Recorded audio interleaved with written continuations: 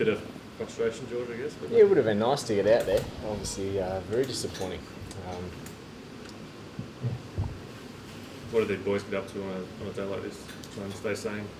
Yeah, you have to a little bit. We hung around at the hotel for a little while. There's been some serious table tennis being played there.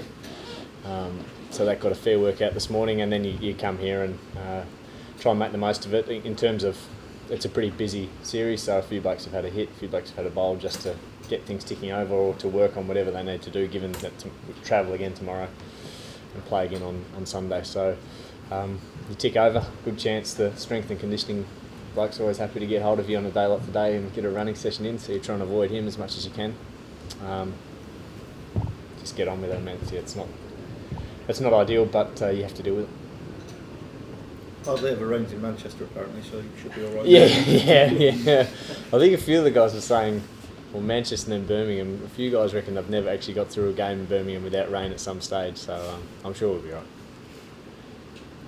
Did you feel that Scotland was a worthwhile exercise? I'm sure Sean Marsh and Aaron Finch felt it was. I think it's a good hit out. I think it's great for the associate teams to be able to find out exactly where they stand. There's obviously a big gulf there at the moment,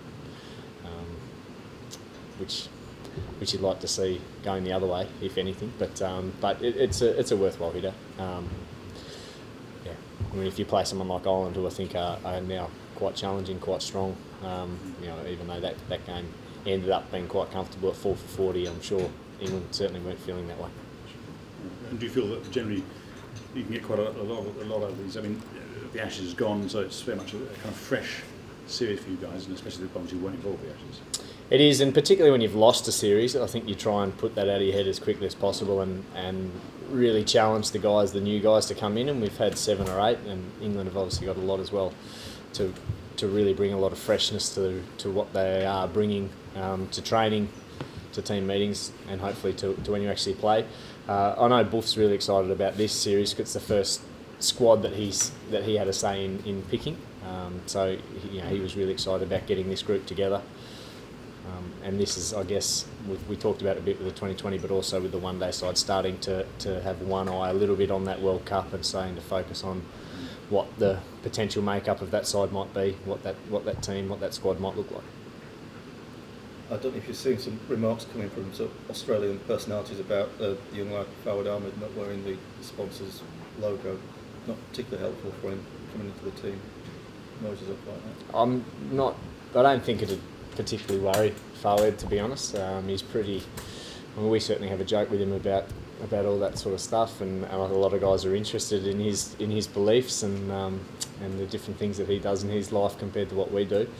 I think Cricket Australia and CUB obviously came up with an agreement there that they're happy with, Fawad's happy with. So I don't think it's really up to anyone else to. I mean, everyone's entitled to their opinion. It won't put him off. I don't think so. I think that he's probably had to deal with a lot more important things than what's on the front of his shirt.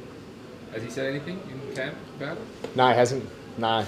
I mean, he talked up his table tennis, to be honest, and he's let himself down a little bit there. So that's probably been a bigger issue for him. No, as I said, I think most of the guys in our side are really interested to learn a bit about Fawad and how he lives his life. So a lot of times it does come up. I'm finding it really interesting. It seems, Hashim Amla is the same, isn't he? South Africa, he doesn't go the alcoholic though, would he? Not sure. Yes, Not sure. I can't imagine it's the first time it's happened given the way sport's played and around the world and the different countries you play in. Not a big deal, I wouldn't have thought. Has he been a breath of fresh air to have around the squad Fawad? What a different way he goes about it. In some regards, he has, I guess. I think spinners are a bit different at the best of times. So it's not. It is. I think they tend to think about the game differently and the way they prepare. And Fawad obviously is someone who does a lot of things differently. So it is fresh, great sense of humour. He and the coach have a pretty funny relationship. So they like to get stuck into each other, which is always provides a bit of light-hearted stuff around the group. The thing that keeps striking me with him, once all that stuff's aside, though, he's got really strong belief and a pretty clear passion to play good cricket. And I know now that he's had a taste of playing for Australia, he wants to do it a lot. He wants to do it in all three formats. Just going back to Sunday and hopefully playing at Old Trafford, how much are you personally looking forward to getting out there? Yeah, it'd be great, and obviously we want to win some more games. We want to leave England on a high, winning a series, hoping to put behind us a pretty disappointing Champions Trophy, and then leading into what's going to be a huge summer. So it'd be great to play some good cricket. We feel like we've got some good cricket in us, and yeah, looking forward to getting out four great games ahead of us, hopefully. And the dynamic between the sides, one place between them in the ODI rankings, new faces for both teams, it's still hopefully set there, weather permitting, for a good series in that sense, isn't it? Absolutely, yeah, and I've got no doubt about that. I think it'll be a great series. I think whether you've left 3 or 4 of your best players out or not, the guys that are there will have the opportunity to challenge those guys.